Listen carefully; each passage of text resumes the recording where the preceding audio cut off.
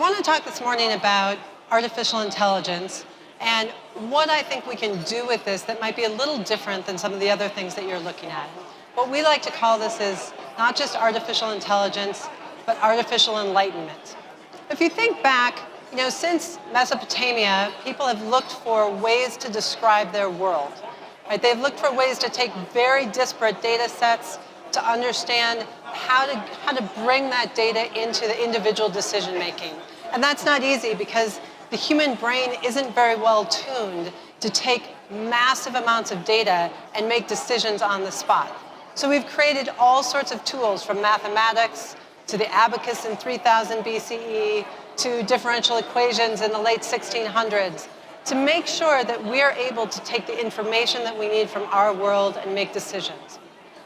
The great thing about that is that those tools have proved immensely useful. They're quite precise. They're able to allow us to take very heterogeneous information from the world, pull it together into information that we can act on. Some might even say information that can be digestible, ways to take discrete pieces and bring them to us to make decisions. The challenge with this is actually that the human brain isn't tuned for this very well. And in fact, when you bring a lot of data together and you try and summarize it, you try and aggregate it, what you gain in precision, you tend to lose in detail. You tend to lose what went into that answer. You lose the granularity that you need. And so over the course of time, many other tools have been created in order to capture that granularity. So you can think of not just 5 being the average of all those numbers, but what was the standard deviation? What's the beta? What's the probability that a particular number was in that set? Challenge here is that none of our brains are tuned for standard deviation. None of our brains are tuned for beta, for probability.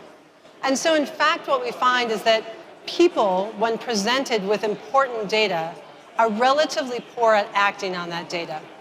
Of course, everyone here understands that because there's data that abounds about what's important in our world, and we all struggle to understand why more action isn't being taken. The fact that the temperature across the globe is going to go up by 1.5 degrees centigrade over the next several years should be alarming, should cause us all to take action. Why doesn't it?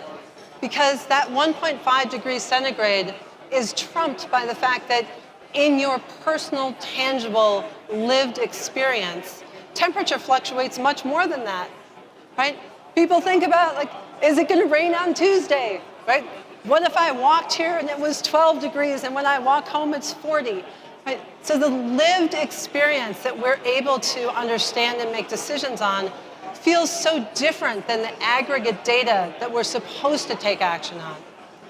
You can see this across the world. Think of it as statistics that get reported all the time. How much GDP growth is there? Well, GDP growth is great, but what really matters is, am I able to hold a job?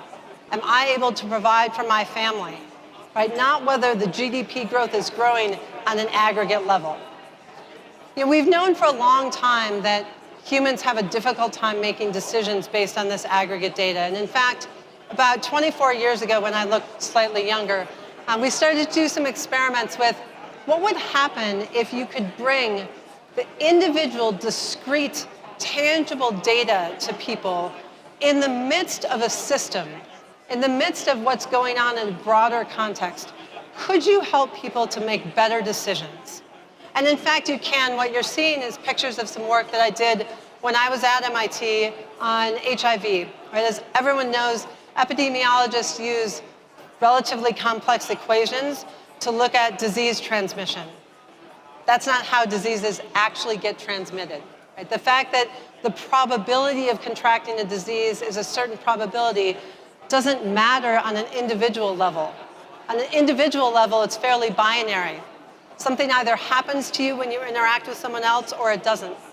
Right? It's not an average. So what if you could help people see that individual basis at the same time that they understand the average, at the same time that they understand the system? And when I was doing this a couple decades ago, there were all sorts of limitations. the computation wasn't scalable. I literally made several hundred wearable computers and carried them around in boxes. What's great is over the last 10 to 15 years, we've seen all sorts of advances, not just in the amount of data that is produced and captured, but people's connections to that data. It's said that every second, 127 new devices get added to the internet. I don't really know if that's accurate or not, but whatever it is, it's a lot. And you're seeing not only increasing data and access, but compute speeds that make 50 or 70 years ago look like the Indianapolis 500 in 1950. You can't believe how long it took. Today, we can compute against heterogeneous data sets in a very rapid fashion. We can do that in parallel, and it's led to some really fantastic advances, principally in AI. It's quite difficult today to go and get customer support online or make a travel booking without being assisted by artificial intelligence, without a system behind that that's using data to help produce for you a decision, in a sense, to mimic human intelligence, to make a better decision about what you need if you want to return those shoes, or where you want to go on a trip, or increasingly who you are and whether you can be identified or not. But it's not only the ethical challenges that AI has that we should be thinking about, but the fact that AI in many cases is still quite brittle. Right? It requires that you be able to describe a system that is relatively static with an immense amount of data to feed those machines in order to make decisions. While incredibly useful, it's still limited. So image ID, yes. Emotions, not so much. Being able to transcribe voice, yes. Helping you to figure out how to propose to your future spouse, not so much. So as we think about AI, you have to keep in mind that I can teach my 7-year-old how to cross the street. It may be more than 7 years before we can teach vehicles to cross the street without running into anything. What we'd like to propose today is that in addition to focusing on artificial intelligence or mimicking human decision-making, we should equally be focused on artificial enlightenment, augmenting decision-making, figuring out how to use those same tools around data capture, around compute power and speed to help humans leverage what we have in order to make better decisions. The great thing is there are examples of this already, from how you think about optimizing shipping across the supply chain. The Port of Rotterdam, not so far from here, takes in 500 million tons of goods every year. But if they can get those ships to the right place in an earlier minute, it saves €1,000 every minute. How do we optimize that? Not by just having artificial intelligence make decisions, but by getting those pilots who are boarding those ships the information they need at the time to make the best decisions. Similarly, if you look to what happened in India in 2018, with perhaps the biggest monsoon in the last 100 years, 400 people perished, 1 million people left displaced. At the time, there was a satellite company named SatSure that was looking at data in 23 square kilometer blocks. That wasn't good enough for rescuers. What those rescuers needed was they needed very localized information to make the right decisions. And when we can provide them with that localized information in the midst of a much larger system, they were able to save almost 100 additional people.